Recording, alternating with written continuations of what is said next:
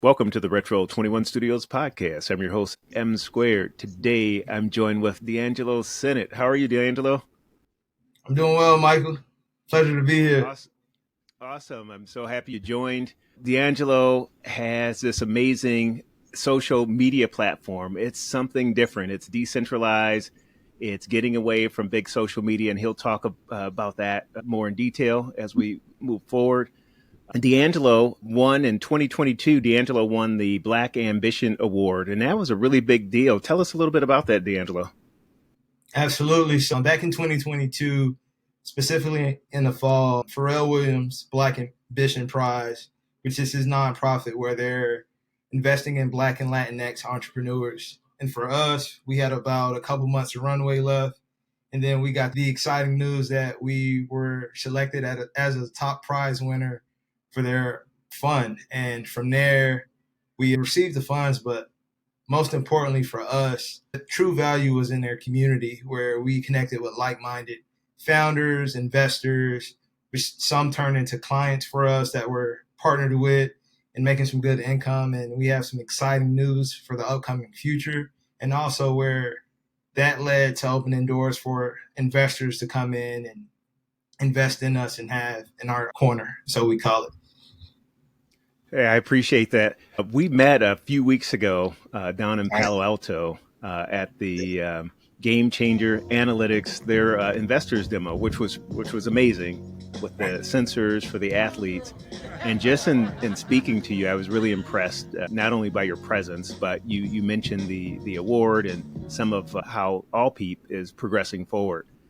And so I just dived right into that, which is fantastic. But let's roll back a little bit and talk a little bit more about D'Angelo. What's your background? How'd you get started? Absolutely. So I majored in industrial engineering, got my undergrad there.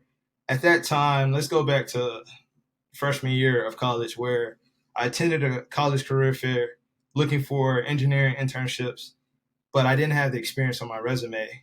However, the experience I did have was leadership experience from sports and working in organizations during high school. And, I tried to sauce it up to make it sound attractive, but that just wasn't good enough to their eyes. So they all denied me and declined me that I need to go find some real experience.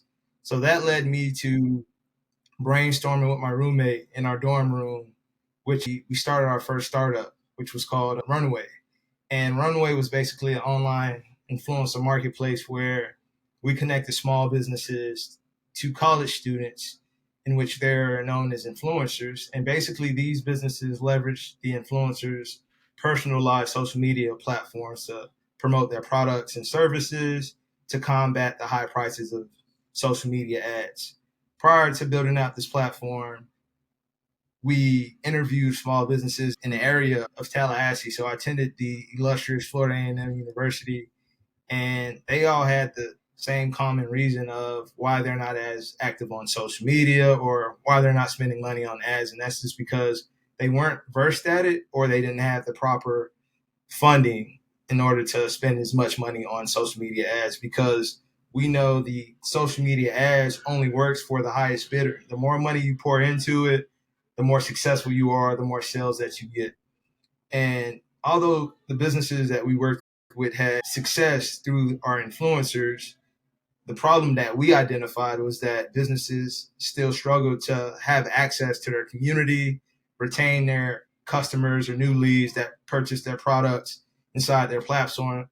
So they would have to go back to Facebook or Instagram and Twitter and redo it again. So they never own their customers. But Facebook did, because this is the place that these people spent majority of their times on there. So myself and a few of my people in my networks discovered that, you know what, we just need to provide these businesses their own platform. They're bringing their communities and their customers to Facebook, Instagram, and Twitter, but they're not reaping the benefits or getting a profit share of the money that platforms like Facebook are making off of their customers that they're bringing to their platforms.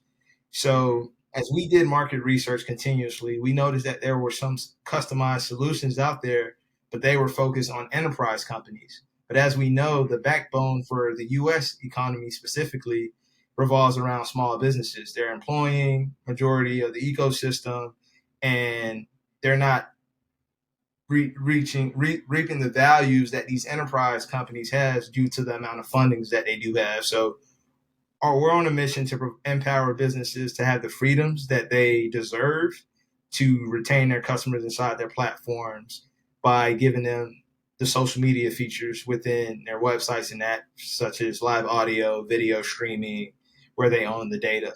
So push come to shove, they can sustain our software. We can train them on how to use it just in case they would like to part ways. We're not seeing the future gravitating to the point to where businesses come to a proprietary platform such as Facebook or others where they are forced to bring their customers to conversate with them. Actually, we see the world coming to a place where businesses can interact with their people inside their websites or their apps and interact across multiple other platforms from their domain name. And that's where we're seeing the world going when it comes to equity and ownership.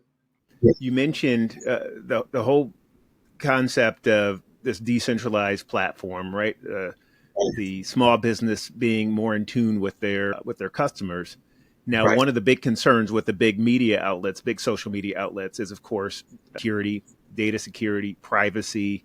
And Yeah. so, what's the differentiator with your platform? Sounds like there's something under the hood that may be appealing to one wanting to gain a bit more control over those aspects. So one of the things is between a decentralized platform versus a proprietary platform is that where on platforms like Facebook, there's been cases where their platform has been hacked, where all the users' data was at risk. So the thing with that is it's not protective to the businesses that has their insights and information on their customers on those platforms where Facebook's own it. And on top of that, they also have the power to sell it without their permission. And that's what's going on today. And there's also some rumors and information out there about the government being able to manipulate some campaigns and etc. So when we think about privacy and protecting the data for businesses and just users as a whole, that without us having a say so on what these tech platforms are doing is just unfair. So with decentralization, that's basically that allows the users and the businesses to have full control and oversight over their data, and they're able to measure that. On Facebook today, you only have limited access to your data, such as you have likes, comments, but when you're spending money on ads, you have selective insights on what these platforms are providing you. And then if you would like to have more insight on that data and information, you would have to pay for it. So when it comes to decentralized, the first step is ownership. The data is yours, your engagement is all yours. And that's what we believe, that with these businesses and users coming on social media platforms to interact with their peers and their role models and their family members just to stay connected. But algorithms are manipulating their time on these platforms to sell products and services that they may or may not be interested in without asking their permission is just completely unfair. And there's a lot of articles out there today about users complainings and data that's speaking about that. So we strongly believe that in the near future that this will be something that everybody is going to want. And we're working on being one of those, the first companies out there that's providing that from a social media perspective as it pertains to small businesses and taking care of that components for them. That's awesome. And that's an interesting segue into Game Changer Analytics, the connectivity with Game Changer, where they have sensors that will be worn on athletes and others. And there's collection of data from those devices, biomechanical data, Right. and data security is huge in that context. And it's on the cloud, there's Bluetooth. And so, what's the segue or connectivity between Game Changer and Allpeep? Yeah. So with Allpeep, what we're providing the Game Changer Analytics ecosystem is a alternative social media platform, but for sports, the sports industry, where their ecosystem of sports enthusiasts, athletes, coaches can both privately and publicly collaborate on the discussions of injury preventions and things that's going on in the sports industry that drives to athletes reaching peak performance. Today, there's a mixture of conversations on public social media platforms where it's a mixture of positive comments, hateful comments, and it's typically usually not leading to positive results or anywhere. Basically, what we're looking to provide the changer analytics ecosystem is a platform that allows them to communicate about the health aspects of sports where athletes can get educated, fans can get educated, as well as their coaching staff, where it's a collaboration that's driving to growth in the industry and more healthier athletes, where both Game Changer Analytics and their sports teams and their clients can have control on the narrative. Today, we have no control when it comes to posting our thoughts and feelings on public social media. And if we do have control or selective folks that do have control, that's because they have a large backing or a large group of people that's behind them, that's following them, but the platforms typically aren't driving that conversation. It's usually organic. But what we're seeing today is that algorithms are typically one-sided. So we're looking to provide with our technology the businesses and brands that their supporters are a part of to drive that positivity and ensuring that the algorithms are more so for the people versus for the campaign or whatever that cause is. Got it. So you've mentioned small businesses. We've talked about game changer analytics Yep. and in the sports world, athletes and their coaches using this application for injury prevention and just overall optimization. So from a basic user perspective, so here I am. I love the idea of a decentralized social media platform. Is there something for me? Oh, as the end user. Yes, absolutely.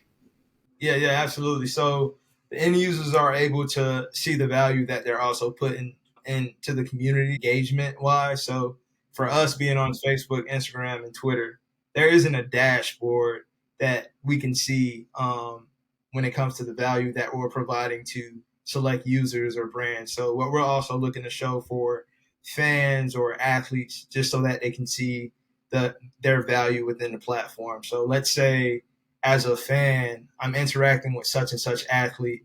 We can show that fan their interactions with their athletes, the amount of time that they're spending with them, just to where they can potentially use it as bragging rights if they want to on public social media. But one of the things that we see that's valuable for consumers is that they have this exclusivity where fans would have to subscribe to their favorite athletes if they want to, the game changer analytics community, where they can have one-on-one or peer-to-peer interactions with the sports teams. We imagine a space where it's like-minded individuals that's on the same mission in support of ensuring that athletes are more healthier and fans can connect and ask questions if they want to get a better understanding on what's the trainings like for their favorite athletes or sports teams to get the inside scoop Mm-hmm. first. You can almost think of it as a rewards program where, Mm-hmm. as a customer for a product or a business, you're able to get discounts or some type of promotions first. So we're looking to allow the game changer analytics community to get the inside scoop based on their teams, and coaches can also interact with their athletes without worrying about data intrusion. I know today, currently, a lot of teams or organizations are using group chats such as WhatsApp that's owned by Facebook. You also have iMessages. And when you think about these things, typically these companies, they own the data and they leverage that data for whatever reasons they leverage it for. But Allpeep, we provide the businesses that are clients of ours to have full ownership of that data. It's actually in the powers of Game Changer Analytics or whatever client that's working with us. And then we just take care of the technical aspects. That's fantastic. So, from an interoperability perspective, you talked about WhatsApp, iMessages. Maybe there's some sort of other proprietary Right. messaging system. So, if I want to purchase Allpeep or subscribe, and I have existing systems, that's something that would be taken care of. Yeah. So we'll basically get on a discovery call with that said client. We'll ask them what their community or their requirements are from a social media perspective, like what features they will build into their website or app, Mm-hmm. and we actually build it inside of their platform. So we take our software to their domain name, and with it being decentralized, let's say they cut ties with us, they get to keep the software. We don't take it with us versus being on Mm-hmm. Facebook. Let's say Facebook's closed shop today, and there's no way that we can log on and still have the value that we received as users to connect and chat with our peers or whatnot on those platforms. But with Mm-hmm. us, Allpeep, for each client, they would have their own software that they own that's attached to their own server. Are you guys using any AI tools for Allpeep? Is there anything on the horizon? Absolutely. So we haven't launched our AI tools just yet. We're currently in training for each community platform that we provide for a client. We spend a lot of our time on the design aspect. So what we're doing is for each setup, we're feeding the AI tool with the code so that the AI can build out the community platforms and design it for our clients so that it's less engineering efforts on our end as well as UI Mm-hmm. UX to the point to where we're working on it to be like the Shopify for community platforms or alternative social medias where clients can set up their own community platforms within our website where it connects to their subdomain or it creates an API integration inside their app. We're currently feeding it the codes as we set up these community platforms. But another thing is community moderation. So what that means is typically on Facebook, Instagram, and Twitter and these social media platforms, we have the issue of being spammed by chatbots or fake accounts. It can be in our comments when we make a post or in our DMs. And that's because of their platforms weren't built to prevent that. So now, since Mm-hmm. there's a mass amount of users, it's kind of hard to catch up and solve that problem. So that's going to be an ongoing problem until they decide to completely focus on that.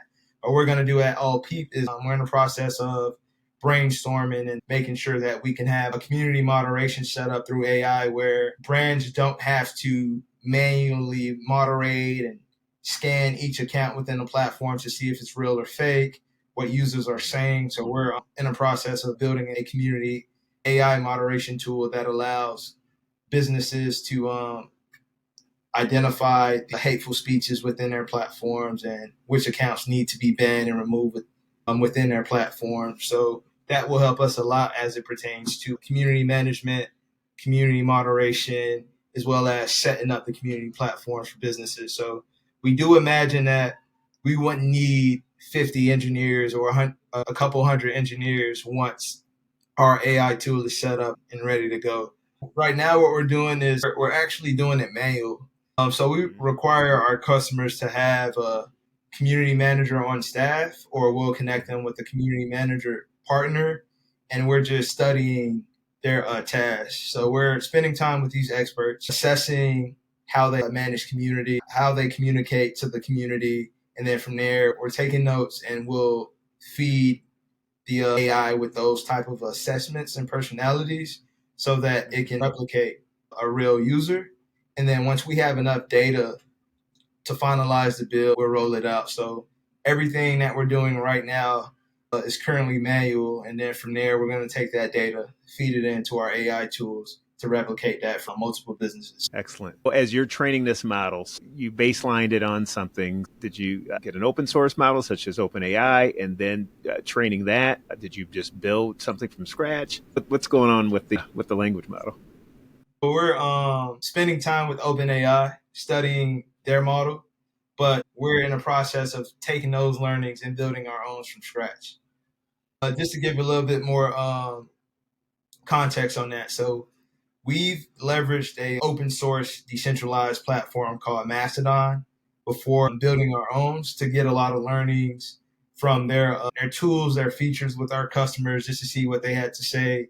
Because it took us a couple weeks to get it set up for our MVP 1, leveraging Mastodon, because a lot of the features are social media features. So they have a news feed built into it, personalized profiles for each user. They have a Mm-hmm. basic generic dashboard, and it also allows us to customize the community platform, what they think about the looks and feel, what's their favorite features in the platform, what do their customers like. And then from there, we took that data and we started building our own back end to where we would have our own independent infrastructure. And that allowed us to get our learnings a lot quicker rather than building from scratch and then having to do a lot of rework. We don't believe in rework. We're going to take that same approach with the AI tool. We're using other modules that we're studying and assessing to build our own backend. What I'm gathering from you is Right. just creating a model, training it in a way where it has fairness and equity built into it. Yeah, so we're taking the bits and pieces that we believe in from OpenAI and our other models and applying those learnings into our own just so that we can have full control. We may leverage APIs from theirs if it comes down to it, but we want to study a vast amount of it until we decide to roll out with it because we believe it's still early and it's going to be very expensive. Right now, it is on discounts. I really look to see how it plays out for some of the businesses that their entire backbone is AI. And if they're not making revenue before it gets too expensive, then it can be a bit problematic on those things. Thankfully, in our position, I just want to make sure that we're thinking about it the right way and we spend a lot more time on strategy and implementation. And then once we're ready to go, we're going to hit the ground running with that. You mentioned the MVP earlier, so you're taking a measured, iterative type approach to this, which makes perfect sense. It's very prudent. So, in line with that, what's next? What's on the horizon? You mentioned some of the areas, but where are you today? What's happening in the not too distant future? As of today, we're currently working with brands in the sports industry with the Game Changer Analytics. We also have a brand that's currently in the well-being industry, and their thing was that social media ads were not working for them, so they weren't generating leads from there. So their next goal was to attain their customers. And so after speaking with them on a therapy call, we started talking about Allpeep. Their founder and CEO was like, "Wow, this sounds up my alley. Like I need something where I can have full control. Would love to interact with my community on my own terms.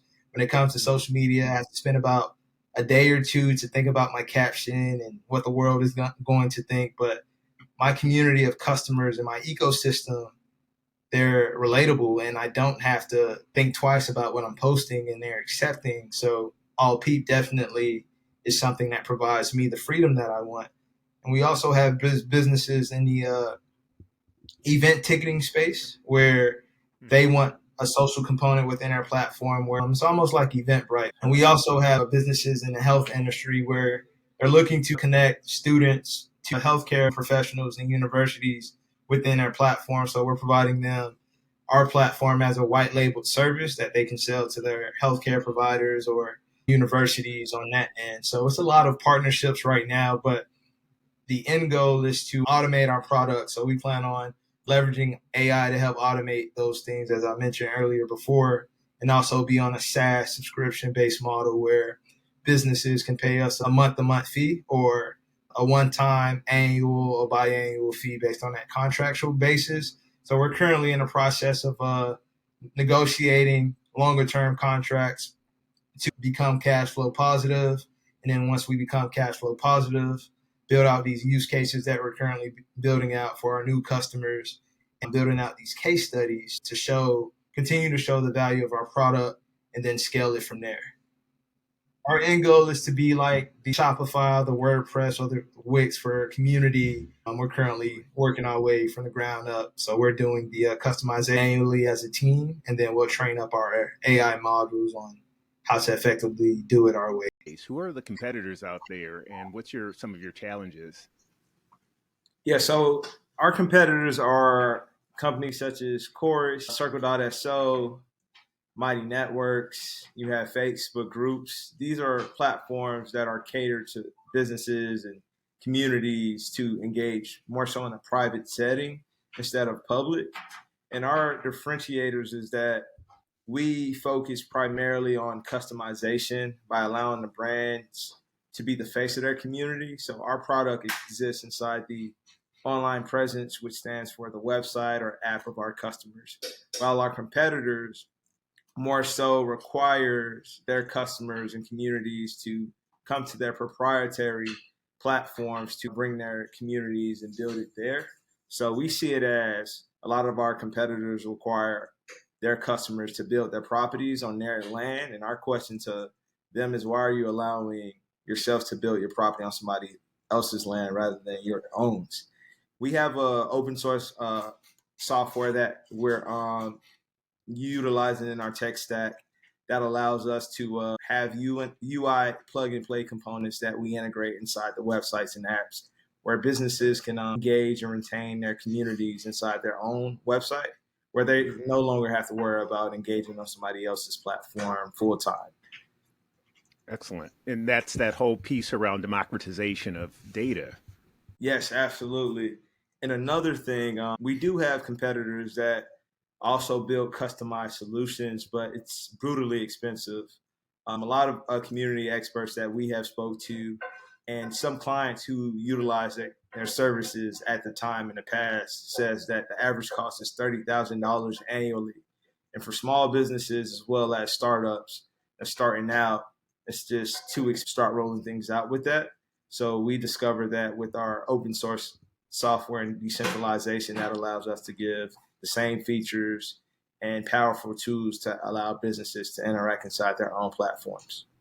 Another different or potential differentiator when we talk about the game changer analytics platform and the ability to harvest that sensor data, it's getting from coach or athlete to coach, and then the coach is processing that information. So there's a lot of data transfer. And at the same time, there's potential fans and other entities that would go through presumably your application. And so there's a whole question around speed and latency, not only from athlete to coach, but within your app as well. Tell us a little bit about that from a differentiator perspective. Absolutely. That's correct. That's another differentiator where our competitors, especially those who have their own proprietary platforms where they're requiring folks to engage on, they're keeping majority of the data to themselves, which we believe to be is unfair. So what we're doing with our product is allowing organizations to own and control the insights and data when it comes to community interactions, which users are spending the most time on the platforms, what are their personas, what are the things that they're talking about and sharing within the community. And this allows specifically organizations like Game Changer Analytics to understand the personas of the coaches, the staffs, the athletes to help train and ensure that the athletes are getting to their peak performances by having those collaborative discussions within the platforms. As we know, data is king. So by being transparent with our software and the insights that we're compiling within our platform to allow organizations like Game Changer Analytics to have full control and understanding so that they can measure the value within the community so that they can move a lot quicker. Because a lot of communities are moving blindly right now because they have limited access to their community data and insights unless they have the funding to purchase this data from platforms like Facebook, Instagram, and Twitter, or the current community platforms that's out there. Got it. Is there live stream capabilities? Yeah, so we have live audio and live video stream, very similar to platforms such as Facebook, Instagram, where communities can get on a live audio, video, peer-to-peer connection that's embedded within their platforms so that they can engage free from social media surveillance. Yeah, this is fantastic. So you mentioned Chorus. What were the other competitors that you mentioned? Yeah, so Chorus is one. Their core product is very similar to us as it pertains to customization, building the community around the business's online presence, but it's for enterprise companies, so it's expensive. Companies such as Sephora, eBay has spent millions of dollars on it, as said for employees that we have spoke to and interviews that's on YouTube. But the other competitors are Mighty Networks, Circle.so, Facebook groups. It's more so cheaper and affordable options for smaller communities, but they're required to go and build their communities on their proprietary networks and platforms unless they're willing to pay Circle or Mighty Networks at least $30,000 to get a customized solution that's separate from their website or app. So it's still not completely independent from third-party platforms in which we're focused on building these components inside their business, their websites and apps. So their customers no longer have to leave to have a conversation and speak about the good of the products and service of that business.